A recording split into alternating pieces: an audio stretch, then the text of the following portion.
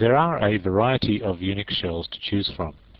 Usually the one that you choose is based on personal preference, although it could be dictated to you by your system administrator. There is a variety of them because they each offer different features, benefits, and compatibility. Let's have a look at them now. Okay, the original and most widely supported shell is called the Bourne shell, after its creator, a Mr. Bourne. I'm not sure what the SR stands for. It is the original, and these days it is considered the most basic of shells. However, it is incredibly popular. It needs to be stressed that a great proportion of users around the world that are using the Unix shell are using the Bourne shell, and an incredible majority, something like 95% of shell scripts are written using the Bourne shell. Its program file name is sh. If you don't know what that means, you will a little later on. Now, the Bourne shell was the original, and it was seen to be quite rudimentary. It did not offer some features that users wanted. So, rather than modify the existing Bourne shell, which would then render it incompatible with all other Bourne shells in all the other versions of Unix, what people did is, instead of modifying the existing shell, they created a second shell, which was essentially the original shell with some features added. So it is, if you like, a superset of the Bourne shell. And there's a few of those to choose from. The most popular, or one of the most popular, is the Korn shell. Just coincidentally happens to rhyme with Bourne shell. The fellow's name is David Korn, who created that, and the file name is KSH, and that was developed originally by AT&T. So if you wanted it on your system, you actually had to pay a source code license to AT&T for the privilege. There was obviously great for a free version of the Korn shell that offered the same sort of features as the Korn shell, or perhaps even improved features over the Korn shell, but was indeed entirely free.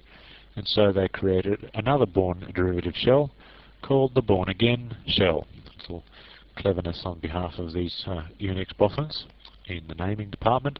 Its file name is BASH, or bash, and it offers a great deal of features that are used primarily by users of Unix who are running Unix on a PC. In other words, we're talking about versions of Unix like Linux. Linux is free, the bash is also free, and so you find that users of the Linux system almost exclusively use bash for their interactive shell usage. And there are many more, like the Z shell, or the Z shell if you're North American. And there are many more. Now, by way of a little aside, it's important to mention that it is possible to write scripts using the Bourne shell program as an interpreter of those scripts.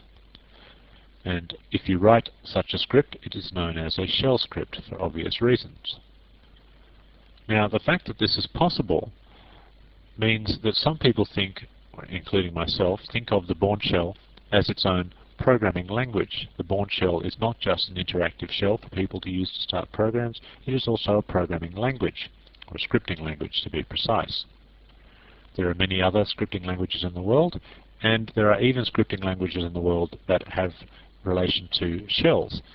In the DOS world, you'll find that the command.com shell is also a scripting language. It allows the user files using that particular language. Batch files are extremely rudimentary in comparison Bourne shell scripts. Also, it should be mentioned that all Bourne compatible shells, in other words bash and the Korn shell and so forth, all share the same programming language, and that is indeed why they're called Bourne compatible shells. Shell scripts are extremely widely used in the computing world.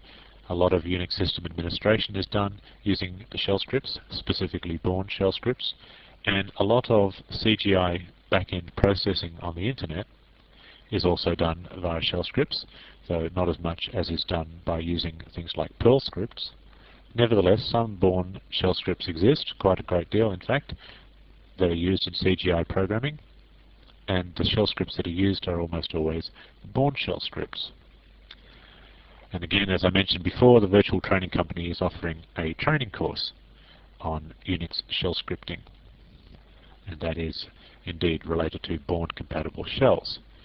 Now, the term Bourne-compatible shells implies that there are shells out there in the Unix world that are not Bourne-compatible, and that is true.